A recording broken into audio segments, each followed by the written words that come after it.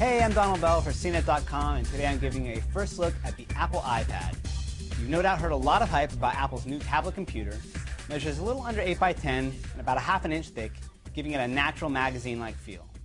It weighs 1.5 pounds, which is light by laptop standards, but a little hefty compared to something like the Amazon Kindle. There are two main models, one that connects to the web over Wi-Fi, and one that uses a combo of Wi-Fi and 3G wireless from AT&T. The Wi-Fi models come in three capacities, starting at $499 for 16 gigabytes, $599 for 32 gigabytes, and $699 for 64 gigs. The 3G equipped models come in the same three capacities, but sell for $130 more on top of the pay-as-you-go data plan you need from AT&T to get the 3G working. For most people, the Wi-Fi model is going to be the one to go with, both because it's cheaper and because this is really a device that seems to be geared for the living room. The whole thing is based around the iPhone OS, which is scaled much bigger to fill the 9.7-inch screen. There's a lot of familiar features here, such as email, web, photos, maps, music, videos, and YouTube, along with the links to the integrated iTunes Store and App Store. When you launch any of these apps, however, the user interface is slightly different than what we've seen from the iPhone, mostly because there's more room to play with. The email app shows off your inbox alongside emails while in the landscape view, and the Photos app behaves much more like Apple's own iPhoto software, with these stacks of photos grouped by events. And apps such as Maps and the Safari web browser get much closer to a laptop experience on this larger screen.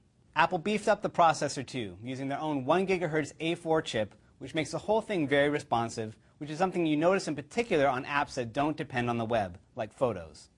There's also an optional download from Apple called iBooks that gives the iPad a drool-worthy ebook reader. Thankfully, the faster processor doesn't come at the expense of battery life. Apple promises 10 hours of active use, including web and video, and up to a month of standby time.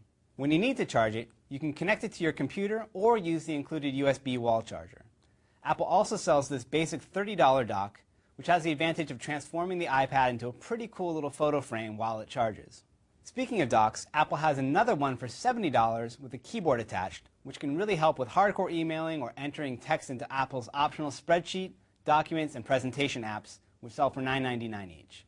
They're useful, but like the iPhone, the real draw of the iPad in the long run will be apps made by third parties.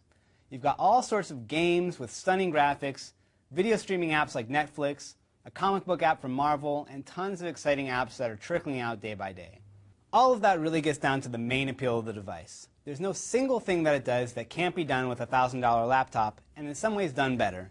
But given its size and its price, and its design like most Apple products, puts even the most expensive competitors to shame. So there you go, that's my take on the Apple iPad. You can find more of our continuing iPad coverage at Cnet.com.